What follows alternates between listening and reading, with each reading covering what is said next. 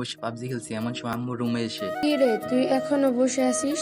বসে না থেকে কি দাঁড়িয়ে থাকবো নাকি? কি বললি? ডিস্টার্ব করে না তো? যাও তো, দেখছো না পাবজি খেলতেছি। আমার কথা শেষ হতে আমার হাত থেকে আমার ফোনটা কেটে নিল। ও আম্মু, আম্মু গো, আমার খেলা। সকালে ব্রেকফাস্ট করার সময় তোকে আমি কি বলছিলাম? কি বলছিলে? তোকে না বলছি বিকেলে তোর মামা বাড়ি যাব? যাবো তো, আগে মোবাইলটা দাও তো। রেডি হয়ে নিচে আয়। যাওয়ার সময় মোবাইল পাবি, তার আগে না, পরেও না। তাড়াতাড়ি রেডি হয়ে নিচে আয়। আম্মু চলে গেল, আমি অসহায় হয়ে বসে আছি। আর একটু হলেই খেলাটা শেষ হয়ে যেত। এই তো মাত্র 45টা এনিমি বাকি ছিল। তারপর ফ্রেশ হয়ে রেডি হয়ে নিচে নামলাম। আমার জামা কাপড় অবশ্য আম্মুই আগেই গুছিয়ে রেখেছিল। নিচে নামতেই আম্মু, মাশাআল্লাহ, তোকে আজ খুব সুন্দর লাগছে। আসলে আজকে আমি নীল কালারের শার্ট আর একটা কালো জিন্সের প্যান্ট আর হাতে একটা ঘড়ি পরেছি, তাই তো। দেখতে হবে না ছেলেটা কার? এখন চুপ কর, একটু এদিকে আয়। কেন বলো তো? তোর কপালে একটি কাজল লাগিয়ে দেই, পরে না জানি আবার কার নজর পড়ে। সেজন্যই তো বলি, আমার মতো ছেলের আজ পর্যন্ত কেন একটা গার্লফ্রেন্ড নেই। কি বললি? বলছিলাম দেরি হয়ে যাচ্ছে তো। ও তাই তো। আম্মু একটা কথা, আম্মু আমাকে থামিয়ে দিয়ে। এই নে তোর মোবাইল। তারপর বিকেল 5টায় বাসে করে মামার বাড়ি রওনা হলাম, কুমিল্লা টু চট্টগ্রাম। ও হ্যাঁ, এবার আমার পরিচয়টা দিয়ে দিই ফেলি। আমি অব্র, বাবা মায়ের একমাত্র সন্তান। আমার আব্বু অফিসের কাজে প্রায় বিদেশে থাকে, আর আমি এবার ইন্টার ফার্স্ট ইয়ারে পড়ি। রাত্রি 9টায় মামার বাড়িতে পৌঁছলাম। বাড়িতে ঢুকতেই, ভাইয়া কেমন আছিস? এতক্ষণ ভালো ছিলাম না, তোকে দেখার পর ভালো আছি। অব্র, কেমন আছো? আলহামদুলিল্লাহ ভালো, আপনি? ভালো। তুমি তো আমাদের এখানে আসোই না। এবার থেকে আসবো। আজ 4 বছর ধরে একথা শুনে যাচ্ছি রে বাগ্নে। আসলে মামা, পড়াশোনার যে চাপ, সময়ই তো পাই না। সারাদিন মোবাইল টিপলে সময় পাবি কই? এই রে, আম্মু তো আমার প্রেস্টিজ পাংচার করে দেবে। মামি, আমরা কি বাহিরেই দাঁড়িয়ে থাকবো নাকি ভিতরে আসবো? রাতে হালকা পাতলা খেয়ে ঘুমিয়ে পড়লাম। সকালে ঘুম ভাঙতেই দেখি একটা মেয়ে আমার পাশে বসে আছে। আপনি এই রুমে কেন? আসলে আমি ঘুমাচ্ছিলাম, আর যখন ঘুম ভেঙে যায় তখন দেখি মেয়েটি আমার পাশে বসে আছে। ভালো লাগছে তাই। ফাইজলামি করেন?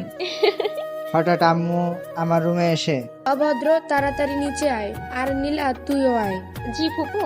আম্মু উনি কে? তোর মামা তো বোন। আসলে আমি আমার মামার বাসায় আজ 4-5 বছর যাবত আসি না, আর খুব ছোট থাকতে নীলার সাথে দেখা হয়েছিল, তাই ওকে চিনতে পারিনি। তারপর আমি ফ্রেশ হয়ে নিচে আসলাম। নীলামা, অব্রকে নাস্তা দি। জি আম্মু।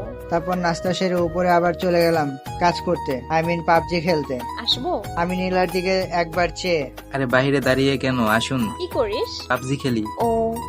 তারপর নীলা এসে আমার পাশে বসলো। ও হ্যাঁ, আপনাদের তো বলাই হয়নি, ও হচ্ছে নীলা, এবার ইন্টার ফাইনাল ইয়ারে, আর সম্পর্কে আমার সিনিয়র মামাতো বোন। খেলা শেষে তার কতক্ষণ লাগবে? এই তো শেষ, কিন্তু কেন? তোর সাথে আড্ডা দেব তাই। তারপর পাবজি খেলা শেষ করে নীলার দিকে তাকিয়ে বললাম, আপু তুমি কিন্তু সো কিউট। তুই কি বললি? আসলে আপু হয়েছে কি, তোর আপুর গুষ্টি খিলাই।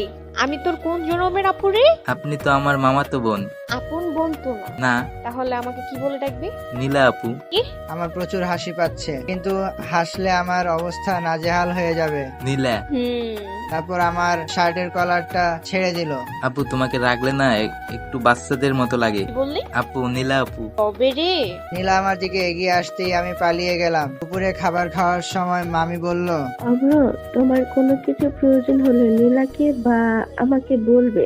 জি। তারপর বিকেলে আমরা সবাই মিলে গল্প করছিলাম, তখন নীলা উপরে এসে, আম্মু, আমি রিদির বাসায় যাচ্ছি। তাড়াতাড়ি চলে এসো। আম্মু, বলছিলাম যে অব্রকে আমার সাথে নিয়ে গেলে। এতে বলার কি আছে, আর এমনিতেও ছেলেটা বাইরে থেকে ঘুরে আসেনি। অব্র, তোমার কোনো অসুবিধা আছে নাকি?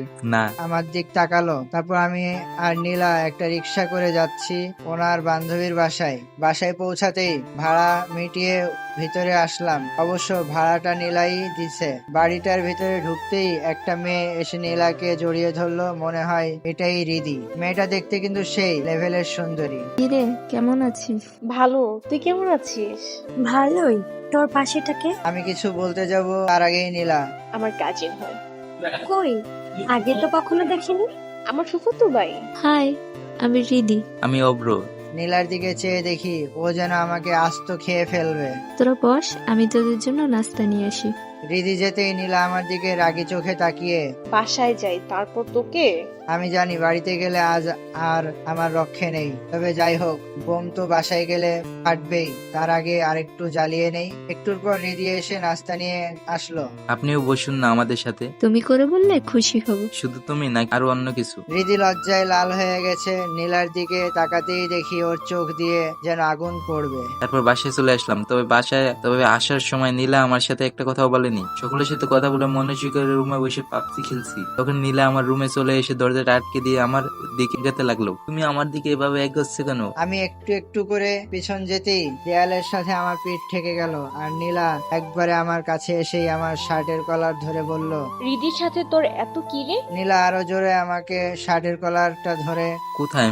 ওর সাথে এত কিসের ভাব? আমার দিকে এগিয়ে আসলো। তার মানে নীলা আপু থুক্কু, নীলা এ কারণেই রেগে আছে। যাক, ওকে একটু জ্বালিয়ে দেখি। তোমার বান্ধবীটা খুব মিষ্টি। আর আমার কথাটা শেষ হতেই নীলা আমার শার্টের কলারটা ছেড়ে দিয়ে আমার কপালে একটা আদর করে দিল। হঠাৎ এমন কিছু হবে আমি ভাবতেও পারিনি। একটু পর ও আমাকে ছেড়ে দিয়ে, আর যদি তোকে রিদির সাথে দেখি তাহলে কিন্তু।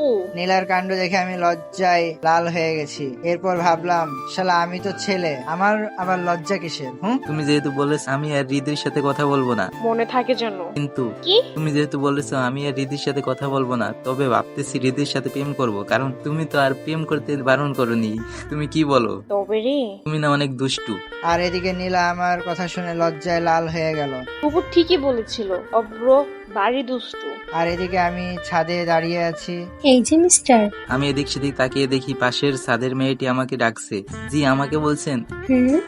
আপনি এখানে বেড়াতে আসছেন? মেয়েটি জানে আমি বেড়াতে আসছি, তারপরও বলে কিনা আপনি কি বেড়াতে আসছেন। আমিও বললাম, না, আপনার সাথে প্রেম করতে আসছি।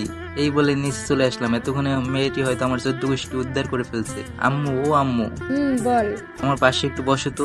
তোর শরীর খারাপ নাকি? না। কিছু বলবি? সারাদিন আমার সাথে একবার কথা বলছো। তাই তো। মামি কই? রান্না করে। আচ্ছা, আমি যাই। তারপর সকলে মিলে রাত্রের খাবার খেয়ে নিলাম। তারপর হিসু করে রুমে যাই, ঘুমিয়ে পড়লাম। অব্র, আই অব্র। আম্মু তুমি কখন আসলে? আমি ঘুমের ঘোরে। আমি সাথে সাথে আম্মু ভেবে নীলাকে জড়িয়ে ধরলাম। ওই বজ্জাত, ছাড় আমাকে। আম্মু একটু ঘুমাতে দাও না। আর নীলা মনে মনে বলছে, বদমাসটা ওর আম্মু ভেবে আমাকে জড়িয়ে ধরে আছে। আমিও তো চাই ও আমাকে এভাবে, এখন যদি কেউ আমাকে এভাবে দেখে ফেলে তখন। অব্র, হুম অব্র, আমি নীলা। হুম কি? তারপর উঠে দেখি নীলা। আসলে তাড়াতাড়ি নিচে আয়, সবাই বসে আছে। আর আমি বাথরুমে গিয়ে ফ্রেশ হয়ে নিচে আসলাম। অব্র, এখানে বসো। হুম এখানে থাকতে তোর কোনো অসুবিধা হচ্ছে না তো? না। তারপর নাস্তা সেরে সোফায় বসে টেলিভিশনে মোটু পাতলু দেখতে লাগলাম। অব্র, আমার সাথে একটু মার্কেটে যাবি? বিরক্ত করো না তো। প্লিজ চল না। এই দেখছো না, কার্টুন দেখতেছি, ডিস্টার্ব করো না তো। তুই যাবি নাকি যাবি না? না। ফুপু, ও ফুপু, আম্মু একবার আমাদের কাছে এসে, কি হয়েছে? দেখছো ফুপু, তোমার ছেলেকে বলেছিলাম আমার সাথে একটু মার্কেটে যেতে, সে নাকি যাবে না। কি রে অভদ্র, হ্যাঁ বলো। তুই টিভি বন্ধ কর। আম্মু আমার হাত থেকে রিমোটটা নিয়ে টেলিভিশনটা অফ করে দিল। যা ওর সাথে। যাচ্ছি তো, এমন করে বলছো কেন? যা। আম্মুর কথা শুনে নীলা হাসতেছে। তারপর নীলাকে নিয়ে রিক্সায় নিয়ে মার্কেটে যাচ্ছি। এই তুমি এভাবে আমার দিকে এগোচ্ছ কেন? আসলে আমরা রিক্সায় যাচ্ছি, আর ও আমার দিকে তাকিয়ে আছেই তো আছে, একভাবে তাকিয়েই আছে। চুপ করে বসে থাক, না হলে ধাক্কা মেরে ফেলে দেবো। আর এদিকে রিক্সাওয়ালা আমাদের কথা শুনে হাসতেছে। একটু পর রিক্সা থেকে নেমে ভাড়াটা মিটিয়ে শপিং মলের ভিতরে চলে গেলাম। প্রায় 3 ঘন্টা ওটা কিনবো না ওটা কিনবো, বলো তো কোনটা পরলে আমার বেশ ভালো মানাবে, এভাবে নীলা আমার মাথা খাচ্ছে। অব্র, তোমার কেমন দেখাচ্ছে কেন? সুখে। তুমি কি আমার উপর রেগে আছো? তোমার মতো মিষ্টি একটা মেয়ের উপর আমি রেগে থাকতে পারি? আচ্ছা, তুমি ওই দিকটায় বসো, আমার 1 ঘন্টার মধ্যে শেষ হয়ে যাবে। আর এদিকে ওর কথা শুনে আমার তো অবস্থা নাজেহাল। এখন আমার একটা গান মনে আসতেছে, মাইয়া ও মাইয়া রে তুই অপরাধী রে। এখানে বসে আছেন যে? পিছনে ফিরে দেখি কালকে রাত্রের মেয়েটি দাঁড়িয়ে আছে। ইসিরে, এখন আমি কি যে করি। নীলাপুর জন্য বসে আছি। আপনি? কিছু জামা কেনার ছিল, তাই কিনতে আসলাম। কিনছেন? চলুন না দুজনে কফি খেতে খেতে কথা বলি। তারপর আমি আর মিম পাশের একটা রেস্টুরেন্টে কফি খেতে খেতে আড্ডা দিতে লাগলাম। তুমি কিসে পড়ো? ইন্টার ফার্স্ট ইয়ারে। আর তুমি? আমিও। যাক, অবশেষে একটা পেয়ে গেছি। কফ এখনো হয়নি, তবে হতে কতক্ষণ? আচ্ছা তোমার নাম্বারটা দাও তো।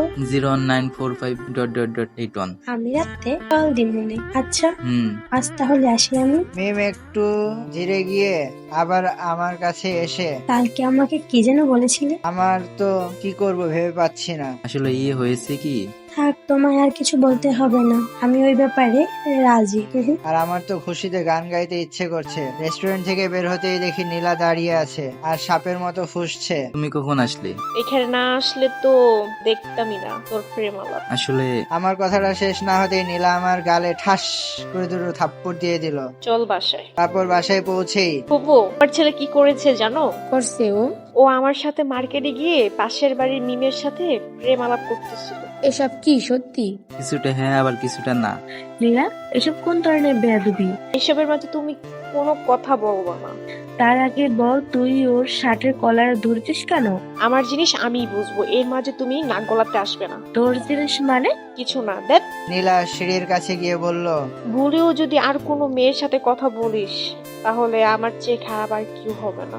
আর এতক্ষণ সবাই নীলার কথা শুনে হাসতেছিল, আর আমি একটু পর রুমে গিয়ে দরজাটা আটকে দিলাম আর ভাবতেছি নীলা আমার সাথে কেন এমনটা করলো। তারপর গোসল করতে চলে গেলাম।